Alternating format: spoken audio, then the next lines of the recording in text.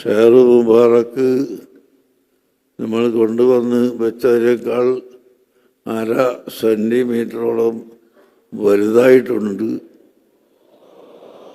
അത് ആ ഷെയർ മുബാറക്കും അതിന് പുറമെ നബി സല്ലല്ലാഹു അലൈഹി വസല്ലം തങ്ങളുടെ ഉമിനീര് പുരട്ടിയ മദീനയിൽ നിന്നുള്ള വെള്ളവും അതുപോലെ റൗള ശരീഫിൽ നിന്ന് പഠിച്ചെടുക്കുന്ന പൊടികൾ അതുപോലെ അവിടുത്തെ കൈ കൊണ്ട് കുത്തിയപ്പോൾ ജയറാനത്തിൽ നിന്ന് കൈയിൻ്റെ വിരല് ഭൂമിയിൽ കുത്തിയപ്പോൾ പൊങ്ങി വന്ന വെള്ളത്തിൽ നിന്ന് അല്പം വെള്ളവും എല്ലാം ചേർത്തുകൊണ്ടുള്ള വെള്ളമാണ് ഇവിടെ നിങ്ങൾക്ക് തരുന്നത്. അത് നിങ്ങൾ കൊണ്ടുപോയി നഷ്ടപ്പെടുത്തരുത്, വൃത്തിയില്ലാത്ത സ്ഥലത്തൊന്നും ഒഴിക്കരുത്.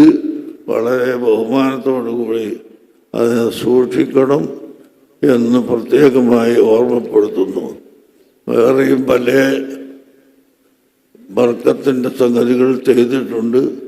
വലൗ അന്ന അഹ്ലൽ ഖുറ ആമനു വത്തഖൗ ലഫതഹ്നാ അലൈഹിം ബറകാത്തിൻ മിനസ് സമാഇ വൽ അർദി.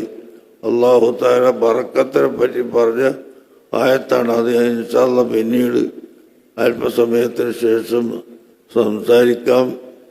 അങ്ങനെ എല്ലാ ബറക്കത്തിൻ്റെ മണ്ണുകളും വെള്ളങ്ങളും റസൂലുള്ളാഹിന്റെ ഉമിനീര് കണ്ടില്ലേ? ഖൈബർ യുദ്ധത്തിൽ വെച്ച് അലി റളിയല്ലാഹു അൻഹുവിൻ്റെ കണ്ണിന് ശറഫാക്കപ്പെട്ട ഉമിനീര് പുരട്ടിയപ്പോൾ കണ്ണിൻ്റെ രോഗം മാറിപ്പോയി എന്ന് നമുക്ക് ഹദീസിൽ കാണാവുന്നതാണ്.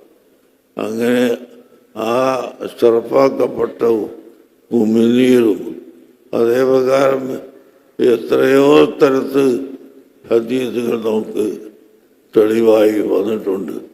അവിടുത്തെ ശറഫാക്കപ്പെട്ട ഉമിനീര് കൊണ്ട് രോഗം മാറ്റിയതും കുട്ടികളെ ചെറുപ്പത്തിൽ ഉമ്മമാര് പ്രസവിച്ച അടുത്ത ദിവസങ്ങളിൽ തന്നെ റസൂലുള്ളാഹിന്റെ അടുത്തേക്ക് കൊടുത്തേക്കും.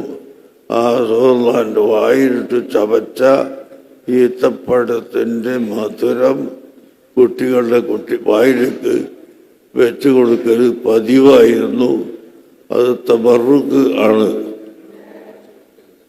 അങ്ങനത്തെ കുട്ടികൾ പിന്നെ നന്നാവും, അവർ മോശമായി പോവില്ല.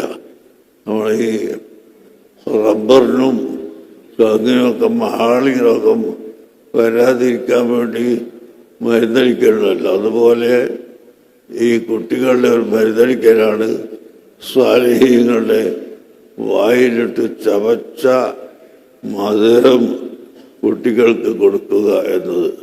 അത് അങ്ങനെ അള്ളാഹുവിൻ്റെ റസൂലും സഹാബത്തും ചെയ്തതായി ധാരാളം തെളിവുകളുണ്ട്.